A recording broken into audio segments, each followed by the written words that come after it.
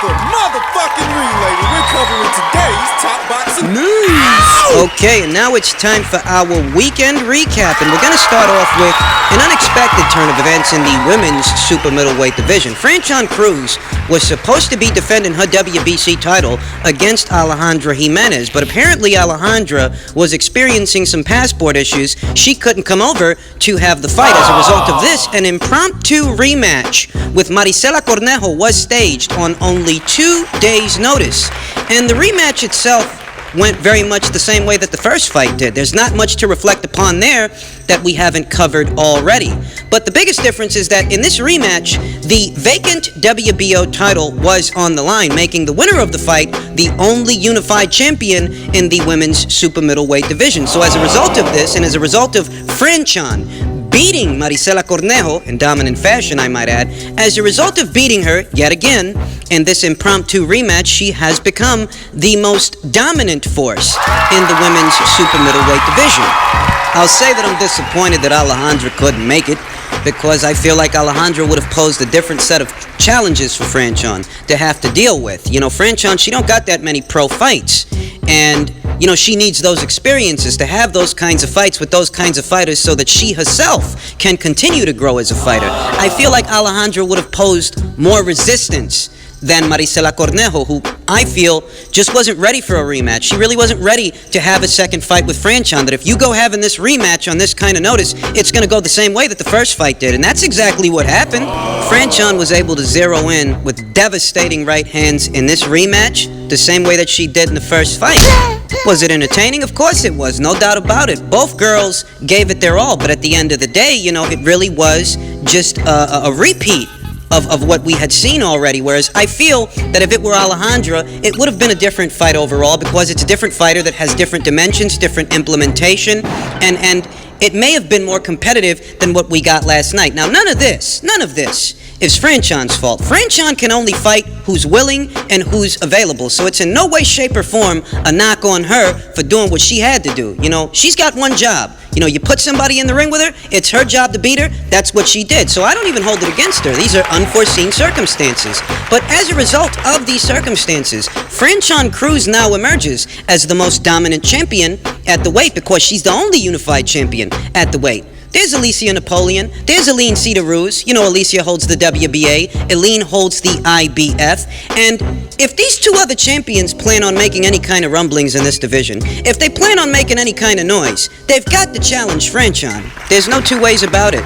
These other champions at super middleweight cannot afford to operate independent of the only unified champion at the weight. That's Franchon Crews. If you want to make a name for yourself, if you really want to be a somebody, you're going to have to challenge her. Now, you might have noticed the last day or so that there's been a Twitter war between Alicia Napoleon and Clarissa Shields. Clarissa Shields, who's already left the super middleweight division. She left the super middleweight division months ago. And, you know, I was watching this and I'm thinking to myself, hey, why the hell are they focusing on a Clarissa Shields fight when she's not there anymore? You know who is there? Franchon Crews. You need to orchestrate a fight with her. If you want to make some noise, if you want to make some rumblings, that's who you go after. You go after Franchon Crews or Aline Cedar-Ruz. You become a unified champion instead of targeting a fighter that is no longer fighting at this weight. It doesn't make a lot of sense. I mean, I know you're not expecting Clarissa Shields to make a U-turn for you. Now that she's at 54? I mean, you've got to be realistic. You're not actually expecting Clarissa Shields to make this huge alteration in her plans. Her plans to become an undisputed champion at junior middleweight, provided she likes how she feels there, likes how she fights there. I know you're not expecting Clarissa Shields to make this big change in plans for you. I mean, she was already at this weight. They already made Alicia Napoleon an offer. And you know what? Napoleon, Lou DiBella, they didn't like the offer. It is what it is. But at this point in the juncture, you can't honestly expect Clarissa Shields to change her plans for you. What Alicia Napoleon really should do is challenge Franchon Crews for what are now her 2 world titles, the WBC and the WBO. You want to get people talking. You want to make some noise. You want to draw some attention to yourself and what you're doing. Well, that would be the way to go. Not calling out a fighter that's not at your weight. Wasting your own time. So, just in regards to this weekend's action in the super middleweight division, Franchon Crews didn't disappoint. She delivered. She held up her end of the bargain as best as she could.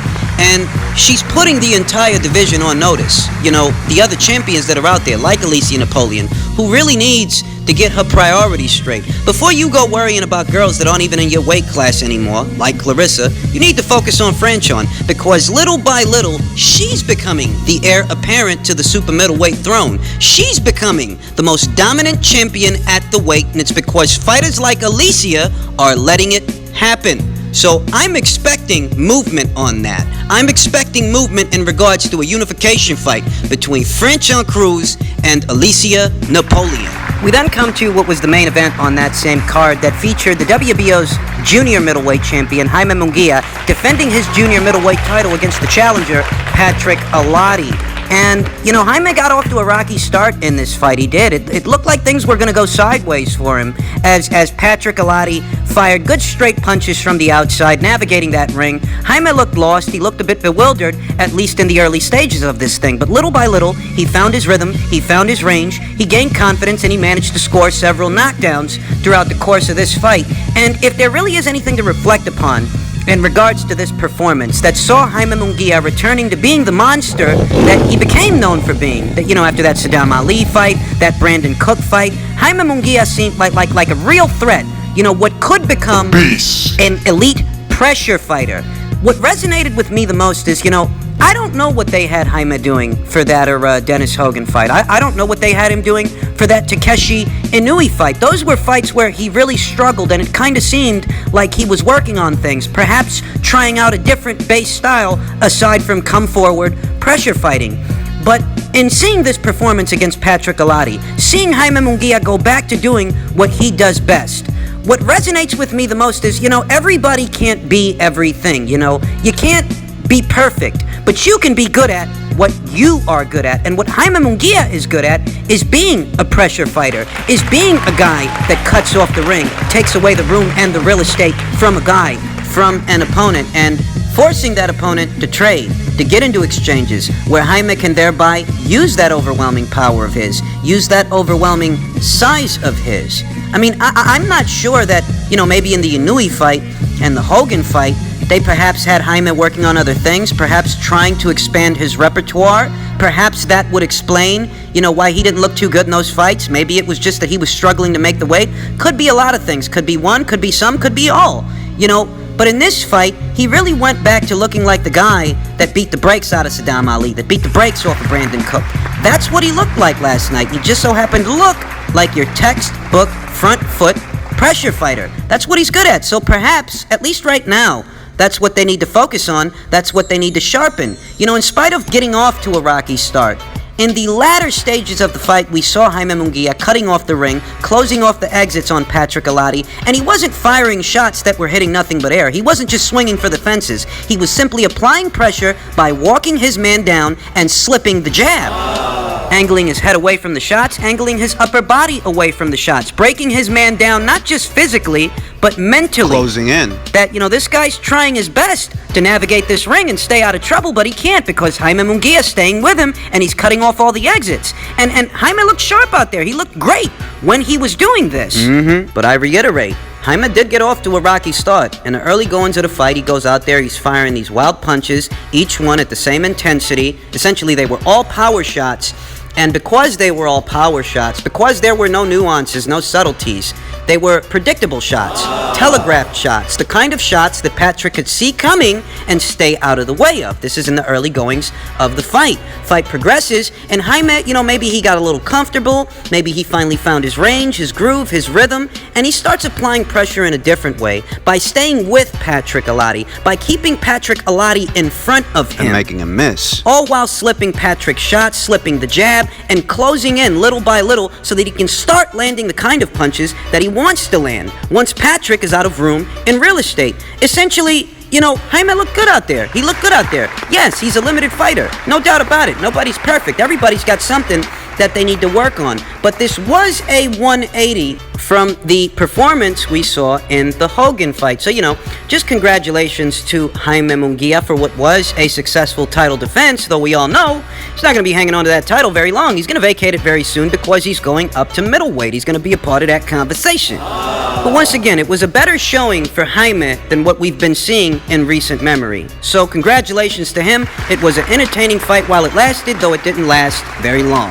And finally, we come to the fight that's got everybody talking. A fight that nobody figured would be as exciting, as thrilling, as how it played out last night. The fight between Tyson Fury and Otto Wallin. A fight that most people thought, Tyson Fury's going to beat this guy. He beats this guy easy. Nobody really figured that Tyson Fury would have to go out there and earn the victory as opposed to coasting the one, to cruising the one.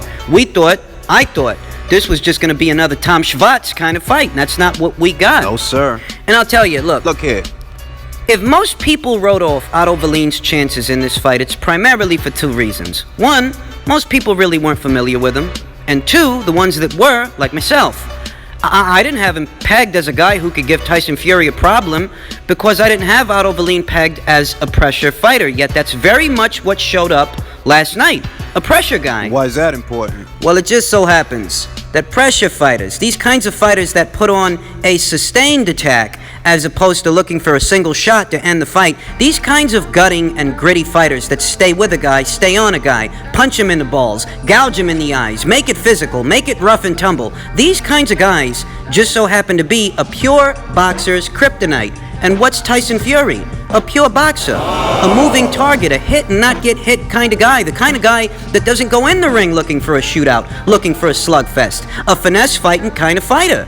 And in the case of Otto Wallin, if you'd actually seen footage of this guy in action ahead of this fight, I remember seeing him on the undercard for Shields versus Hammer. I remember seeing sparse footage here and there of this guy in action, and I reiterate, I didn't have him pegged as a pressure fighter. So if that's what showed up last night for Tyson Fury, it was an adjustment that was made specifically for Tyson Fury for this fight. And you know what? They had the right idea. Joey Gamache, Otto Wallin's trainer. he had the right idea, and he took everyone by surprise. The people in attendance, the people watching at home, and Tyson Fury most of all, who I don't think anticipated as hard a fight as what he got. You look at the early stages of this fight, what's going on? When Tyson Fury, he's giving up real estate as he characteristically does because he fights as a moving target. He fights off the back foot. This is his MO. This is what he does all the time. He's doing this with Otto Wallin, and almost immediately I noticed that, Otto Wallin, he's a southpaw, and he just so happens to have his lead foot on the outside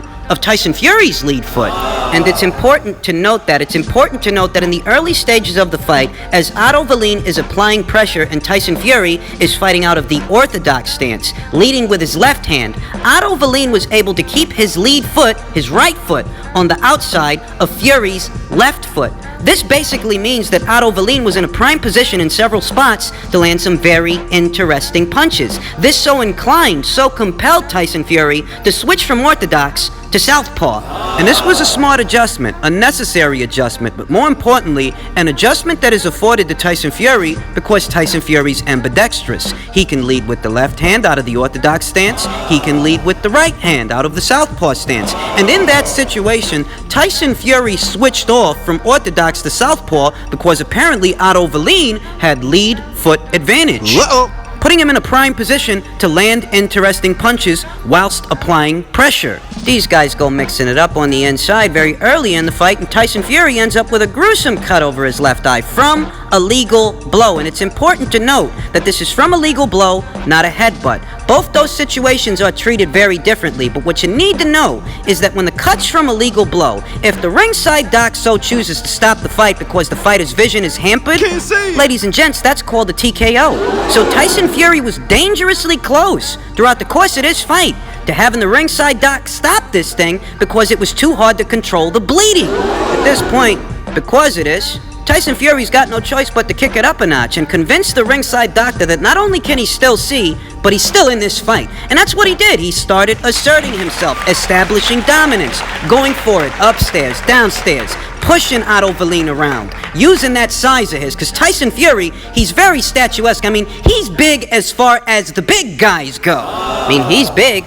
even for a big guy. So when a guy like this is leaning on you the way Tyson Fury was leaning on Otto Wallin, it's very taxing on your stamina, very taxing on your energy reserves. Essentially, Tyson Fury was able to battle through some real adversity here in a situation where no one anticipated there would be any adversity. So this made it a much more thrilling fight than anybody thought it was going to be. But if you're looking for the easy answer, the simplest answer, as to how an unheralded guy like Otto Wallin could put Tyson Fury through the fire like this, the easiest answer, my friends, is styles make fights. And Tyson Fury is a tried and true pure boxer. So if you apply pressure on this guy, you apply a sustained attack on this guy, even for a second, he's not going to like it, and he's going to get uncomfortable.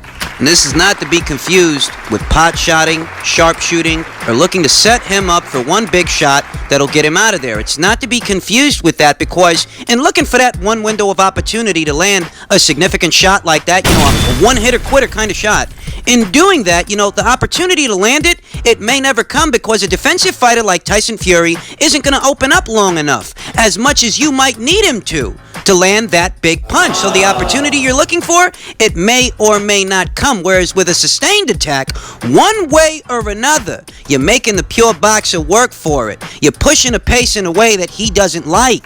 And if you're wondering, how does a guy like Otto Wallin, who never fought at this level, never fought anyone of this caliber, where the hell does he come from putting on a performance like this, and why didn't anybody see it coming? I'll tell you why. Why? Because most of the time when you're trying to forecast the outcome of a fight, you're using history as an indicator of things to come. So you'll review the footage of the fighter up until that point and identify his characteristics. What kind of fighter is he? What kind of pace does he normally fight at? Has he gone 12 rounds before? You're looking at all these different things, but these are things that have already happened, right? Right. Well, what if the fighter makes an adjustment by breaking character? He decides to go about fighting this fight differently than every other fight he's had up until this point. What if that happens? What if he makes that adjustment? Well, me and you, we're not going to notice it until the night of the fight. And that's very much what I think is going on here. That's very much what I think Joey Gamache instructed Otto Wallin to do. Because I'll reiterate, I've seen him in action before, and I didn't have him pegged as a pressure guy. But in this fight, very early on, that's what he chose to be. It's just that down the stretch, he began to fade. He couldn't apply that pressure consistently because he's still a level under Tyson Fury. He's just not accustomed to doing that for 12 rounds with this caliber of a fighter. The kind of fighter who can take a clean shot from the likes of a Deontay Wilder, what is arguably the biggest puncher in the entire weight class, and still get up. And not only get up, but battle back. Go the distance. So much so that there were people after the fight saying they thought he won. They thought he got robbed. This is the caliber of fighter that Otto Wallin was confronted with. So while his pressure fighting in spots, while it may have gotten him some success, at the end of the day, even with a stylistic advantage, Tyson Fury is still a level above the likes of an Otto Wallin. I'll tell you, this fight was 10 times better than I thought it was going to be. But if it had that kind of an aesthetic, it's due to the element of surprise. In more ways than one, I mean, they had the right idea, Otto Wallin, Joey Gamache, that, you're not going to win a chess match with a pure boxer, much less Tyson Fury. So if you want to stand any kind of chance in this thing, you've got to push the pace and make him uncomfortable. Rough him up. Don't finesse fight with the finesse fighter. You do the opposite of that. You finesse fight with him, then you're giving him what he wants. But if you rough him up, if you force him to fight a fight that he doesn't like, well, that's the ticket.